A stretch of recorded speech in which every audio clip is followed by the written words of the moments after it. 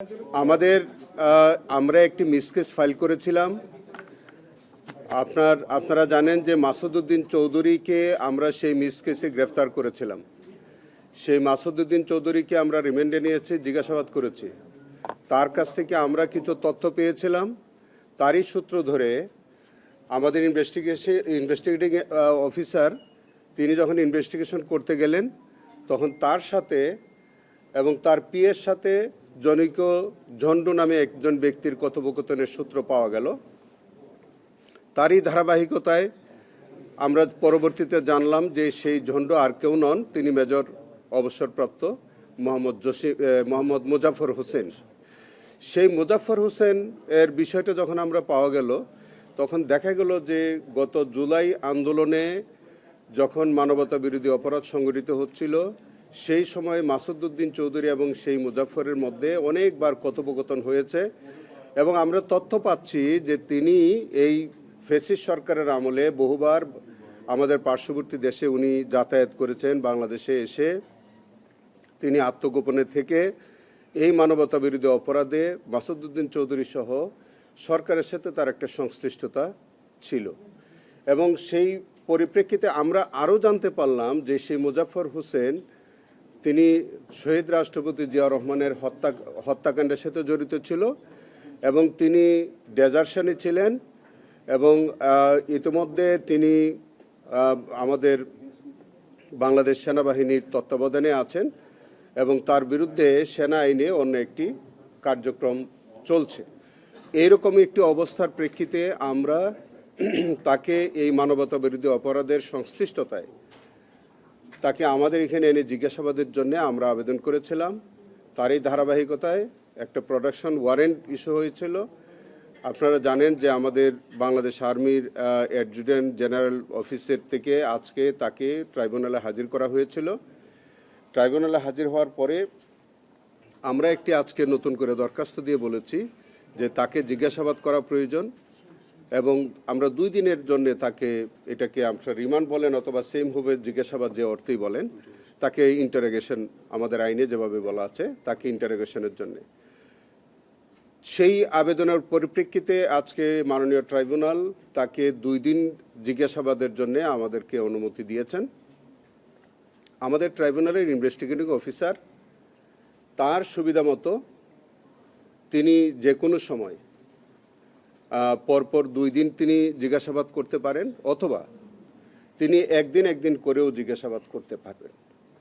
সেই জিজ্ঞাসাবাদের পরে প্রাপ্ত তথ্যের ভিত্তিতে আমাদের প্রয়োজনীয় পরবর্তী কার্যক্রম গ্রহণ করা হবে।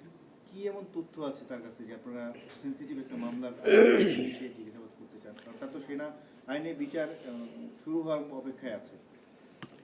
এই যে বললাম আপনাকে যে মাসুদউদ্দিন চৌধুরীর সাথে ঘনিষ্ঠতা, মাসুদউদ্দিন চৌধুরী তৎকালীন সরকারের সাথে ঘনিষ্ঠতা, উনি একজন পলাতক খুনি হওয়া সত্ত্বেও অনেক পার্শ্ববর্তী দেশের সাথে তার যাতায়াত, বাংলাদেশ সরকারের সাথে তার ঘনিষ্ঠতা, সংশ্লিষ্টতা, কথোপকথন এবং জুলাই আন্দোলনে এই যে মানবতা বিরোধী অপরাধ সংগঠিত হলো সেখানে অনেক পরিকল্পনা তিনি বাস্তবায়নের সাথে জড়িত, যে অনেকগুলো তথ্য যেগুলো ইনভেস্টিগেশনের স্বার্থে আক্ষরিক করতে বলা মুশকিল। তবে আপনাদেরকে এইটুকুন বলি যে জুলাই আন্দোলনে যাতে এই যে নানান মানবতা বিরোধী অপরাধ যেগুলি হয়েছে তার সাথে তার অনেক সংশ্লিষ্টতা আছে, আপাতত আমরা সেগুলো পাচ্ছি।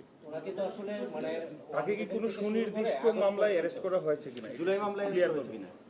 বিষয়টা হচ্ছে আমাদের এখানে সুনির্দিষ্ট মামলায় গ্রেফতার করার বিধান নাই বা লাগে না।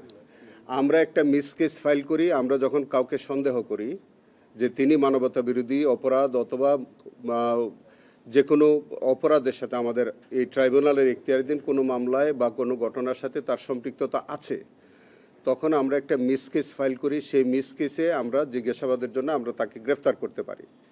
আমরা সেই প্রক্রিয়ায় তাকে গ্রেফতার করেছি। আজকে তাকে আমরা জিজ্ঞাসাবাদ করব এবং জিজ্ঞাসাবাদ করার পরে যদি তার বিরুদ্ধে সুনির্দিষ্ট অভিযোগ প্রমাণিত হয় তখন তার বিরুদ্ধে এই মানবতা বিরোধী অপরাধের কোন ঘটনায় আমরা তার বিচারের সম্মুখীন করছি সেটা তখন বলা যাবে, এখন তো বলা যাচ্ছে না। উনি আরেকজনের সাথে কথা বলতেন, সেটি হলো যে ফারুক নামে একজনের সাথে কথা বলতেন, এবং 6 জন আরো এই মামলায় সন্দেহভাজন আছে অ্যাকর্ডিং টু মাই সোর্স। সেই 6 জনকে কি আপনারা গ্রেফতার করতে পেরেছেন? সেই কারণে আপনার কাছে যেহেতু আরও 6 জন সোর্স আপনার কাছে আছে, আমরা আপনার সাহায্য চাইব, সহায়তা চাইব, এবং আমরা মনে করি যে মাসুদুর রহমান সাহেব তিনি আমাদেরকে এই সোর্স, এই বক্তব্য দিয়ে আমাদেরকে সহযোগিতা করবেন। আমরা তার কাছে কৃতজ্ঞতা স্বীকার করি যে আপনি জানেন এর আগেও আবু সাইদ হত্যা মামলায় আপনাদেরই গণমাধ্যমের এই ফুটেজে আমাদেরকে বিচারের কার্যে সহায়তা করেছে। আমি মনে করি যে চ্যানেল 24-এর মাসুদুর রহমান সাহেবের এই বক্তব্য আমাদেরকে তদন্তে সহায়তা করবে।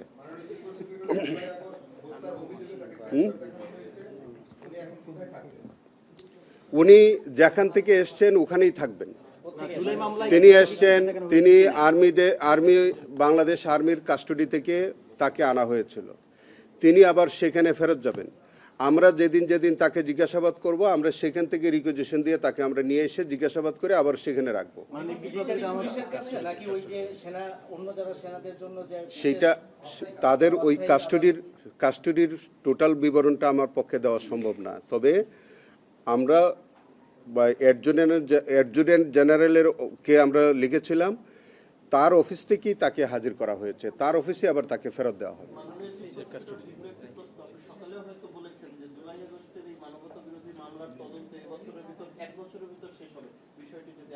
এটা খুব পরিষ্কার করে বলি যে জুলাই অভ্যুত্থানে যারা শহীদ হয়েছেন, পঙ্গুত্ববরণ করেছেন, যে সব মানবতা বিরোধী অপরাধ সংঘটিত হয়েছে, সারা বাংলাদেশের একটা গণমানুষের দাবি হচ্ছে যে এই জুলাই আন্দোলনে যারা শহীদ, যারা পঙ্গুত্ববরণ করেছে, সেগুলোর মানবতা বিরোধী বিচারগুলো যাতে অগ্রাধিকার ভিত্তিতে হয়। আমরা সেই লক্ষ্য নিয়ে আমরা জুলাই আন্দোলনের শহীদদের বা ওই মামলাগুলোকে আমরা প্রাধান্য দিয়ে আমরা তদন্ত কাজ শেষ করার চেষ্টা করছি। আমার আশাবাদটা আমি ব্যক্ত করেছি যে আগামী 1 বছরের মধ্যে আমরা চেষ্টা করছি যে যাতে জুলাইয়ের সম্পর্কিত যে মানবতা বিরোধী অপরাধগুলো হয়েছে সেটা আমরা যে কোনো মূল্যে আমরা ইনভেস্টিগেশন শেষ করব এবং বিচারের সম্মুখীন আমরা করব, আমি সেটা বলেছি। হত্যাকাণ্ডের একজন আসামি, তার সাথে অন্য 18 জনের কোর্ট মার্শাল হয়ে গেল, 13 জনের মৃত্যুদণ্ড ছিল। এইরকম এত বড় মামলার একজন আসামি, তিনি বাংলাদেশে যাতায়াত করেছেন, এসেছেন, সাবেক লেফটেন্যান্ট জেনারেলের সাথে আলাপ করেছেন, এবং আপনার মতেই ওই সময় সরকারের অনেক গুরুত্বপূর্ণ ব্যক্তির সাথেও তার যোগাযোগ, সুসম্পর্ক ছিল। আপনাদের প্রাইমারি স্টাডি যেটা এখন পর্যন্ত, তাতে করে সেই সরকারের কি কোনো সাপোর্ট ছিল এই ব্যাপারে?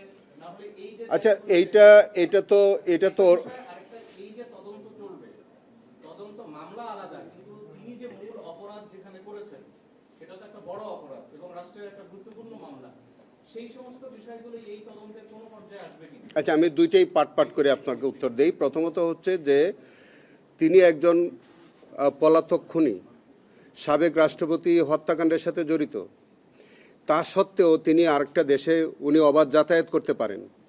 বাংলাদেশে এসে তিনি আবার নির্বিঘ্নে চলাফেরা করেন এবং তিনি বাংলাদেশের টেলিফোন ব্যবহার করে বিভিন্ন কর্মকর্তাদের সাথে তিনি যোগাযোগ রাখেন। অভিজাত এলাকায় তিনি বসবাস করেন।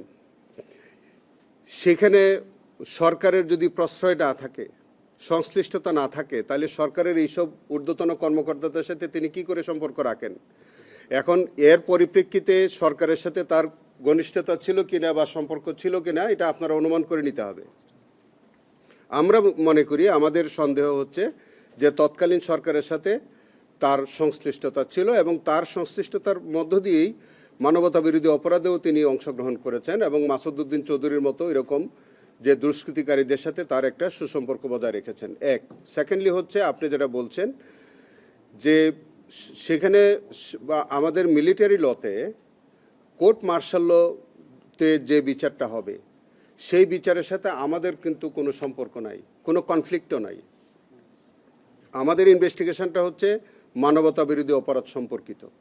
তিনি গত 16 বছর যে কর্মকাণ্ডের সাথে সম্পর্কিত সেই অংশটা আমরা ইনভেস্টিগেশন করব। আর তার যে হত্যাকাণ্ডের ঘটনাটা, এটা হচ্ছে 1981 সালের ঘটনা। সেটার জন্য একমাত্র এখতিয়ার হচ্ছে বাংলাদেশ সেনাবাহিনীর।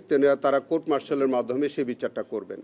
সেই বিচার আলাদা, সেই বিচারের কার্যক্রম আলাদা। আমাদের বিচারের কার্যক্রম আলাদা। শুধুমাত্র একটা জায়গায় যে তিনি সেনাবাহিনীর তত্ত্বাবধানে সেনাবাহিনীর কাস্টডিতে তিনি থাকবেন, আমাদের যখন প্রয়োজন হবে আমরা শুধু ওখান থেকে এনে জিজ্ঞাসাবাদের স্বার্থে শুধু আমরা ওখান থেকে এনে জিজ্ঞাসাবাদ করব।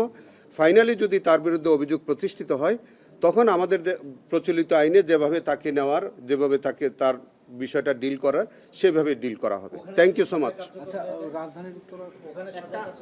এটা তো শোনেন, যখনই একটা রায় কার্যকর হয়ে যায় আর বাকি পরবর্তী অন্যান্য কার্যক্রম এমনিতেই অটোমেটিক্যালি অ্যাভয়েড হয়ে যায়, তো সেই কারণে যদি আগে কোনো রায় কার্যকর হয় তাহলে পরের আর কার্যক্রম থাকে না, এটা অ্যাভয়েড হয়ে যায়। Thank you.